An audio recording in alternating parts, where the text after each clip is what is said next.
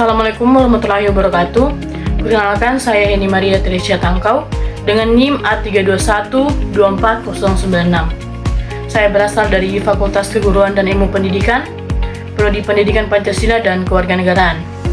Pada kesempatan kali ini, saya akan menjelaskan beberapa pembahasan mengenai materi yang sudah dibahas tadi pada mata kuliah Studi Masyarakat Indonesia yang diampu oleh Bapak Dr. Hasdin SPD MPD. Baik, langsung saja.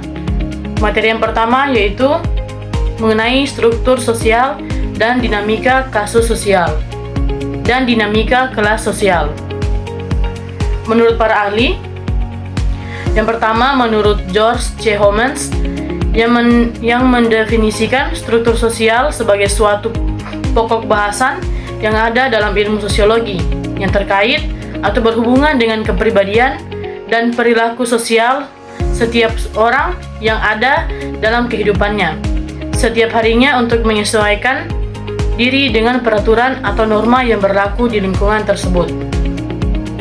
Yang kedua, menurut Surjono Sukanto, struktur sosial adalah hubungan timbal balik antara posisi-posisi sosial serta peranan yang dimiliki oleh individu atau kelompok yang ada di dalam struktur tersebut.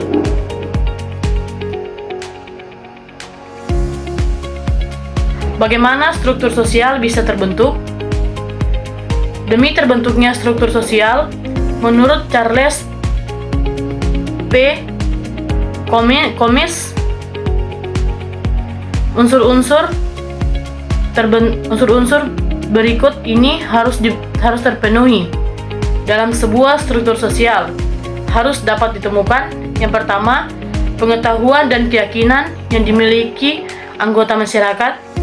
Yang kedua, perasaan solidaritas di antara anggota masyarakat.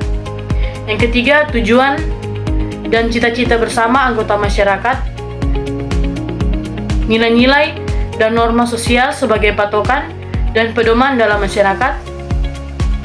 Yang keempat, kedudukan dan peranan sosial untuk memandu perilaku masyarakat.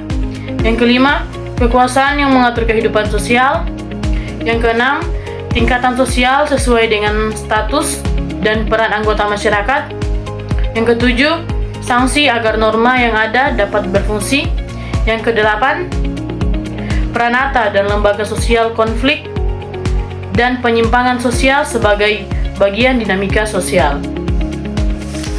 Mengapa diperlukan struktur sosial? Struktur sosial penting bagi masyarakat karena dengan adanya struktur sosial, maka akan terdapat perilaku-perilaku sosial yang cenderung tetap dan teratur. Perilaku tersebut dapat menjadi pembatas perilaku individu dan kelompok. Dampak dari perbedaan struktur sosial. Dampak yang disebabkan karena adanya perbedaan kelas pada masyarakat seperti yang pertama, eksklusivitas, yang kedua, etnosentrisme.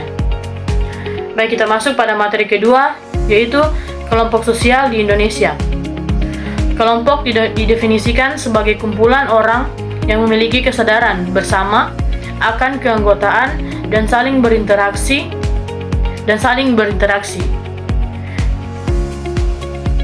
Pengertian tadi merupakan pengertian menurut Robert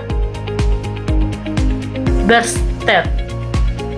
4 kelompok sosial di Indonesia yaitu yang pertama ada kelompok status, yang kedua kelompok kemasyarakatan, yang ketiga kelompok sosial, dan yang terakhir yaitu kelompok asosiasi. Jenis kelompok sosial teratur menurut Emil Durkheim, yaitu Emil Durkheim merupakan seseorang sosiologi